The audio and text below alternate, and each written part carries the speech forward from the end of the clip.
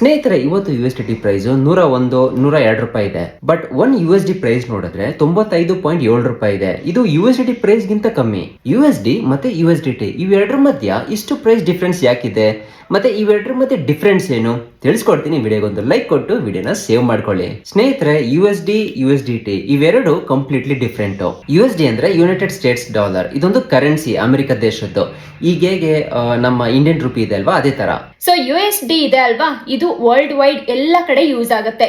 International payments, crude oil payments, tourism, ಇದೊಂದು reserve currency ತರ ಆಗೋಗಿದೆ.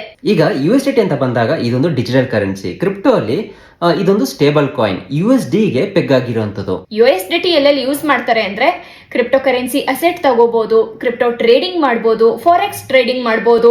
ಪ್ರಾಪ್ ಫಾರ್ಮ್ಸ್ ಅಲ್ಲಿ ಕ್ರಿಪ್ಟೋ ಆಗ್ಲಿ ಫಾರೆಕ್ಸ್ ಆಗ್ಲಿ ಟ್ರೇಡ್ ಮಾಡಬಹುದು.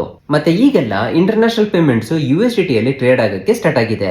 ನೀವು ನಿಮ್ಮ ಮನೇಲಿ ಕುತ್ಕೊಂಡು ಇಡೀ ಭೂಮಿ ಮೇಲೆ ಯಾವುದೇ ಕೋಣೆಗೆ USDT ಅನ್ನ ಟ್ರಾನ್ಸ್ಫರ್ ಮಾಡಬಹುದು, ಅದು ಎಷ್ಟೇ ದೊಡ್ಡ ಅಮೌಂಟ್ ಆಗಿರ್ಲಿ. ಇವಾಗ USDT ಪ್ರೈಸ್ ಯಾವಾಗ್ಲೂ USD ಪ್ರೈಸ್ ಗಿಂತನೂ 5 ರಿಂದ 7 ರೂಪಾಯಿ ಜಾಸ್ತಿ ಇರುತ್ತೆ.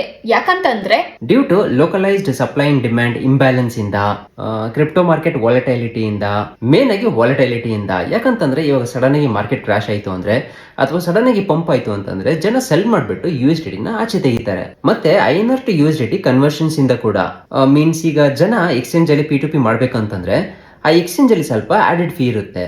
ಮತ್ತೆ ಎಕ್ಸ್ಚೇಂಜ್ ಅಲ್ಲಿ ಎಷ್ಟು ಲಿಕ್ವಿಡಿಟಿ ಇದೆ ಅನ್ನೋದ್ರ ಮೇಲೆ ಕೂಡ ಪ್ರೈಸಸ್ ಡಿಸೈಡ್ ಆಗುತ್ತೆ. ಸೊ ಈ ಎಲ್ಲ ಕಾರಣಗಳಿಂದ USDT ಪ್ರೈಸ್ USD ಪ್ರೈಸ್ ಗಿಂತ ಸ್ವಲ್ಪ ಜಾಸ್ತಿನೇ ಇರುತ್ತೆ. ಸ್ನೇಹಿತರೆ, ನಿಮ್ಗೆ crypto updates, market updates instant ಆಗಿ ಬೇಕು ಅಂತಂದ್ರೆ ನಮ್ಮ ಈ ಟೆಲಿಗ್ರಾಮ್ ಚಾನೆಲ್ ಅನ್ನ ಫಾಲೋ ಮಾಡ್ಕೊಳ್ಳಿ. ಲಿಂಕ್ ಬಯೋದಲ್ಲಿರುತ್ತೆ. ಹಾಗೆ ಈ ವಿಡಿಯೋ ನಿಮ್ಗೆ ಇಷ್ಟ ಆಗಿತ್ತು ಅಂದ್ರೆ ವಿಡಿಯೋಗೆ ಒಂದು ಲೈಕ್ ಕೊಡಿ. ಹಾಗೆ ಇದೇ ತರದ ವಿಡಿಯೋಸ್ಗೋಸ್ಕರ ಈ ನಮ್ಮ ಪೇಜ್ ಅನ್ನ ಫಾಲೋ ಮಾಡ್ಕೊಳ್ಳಿ.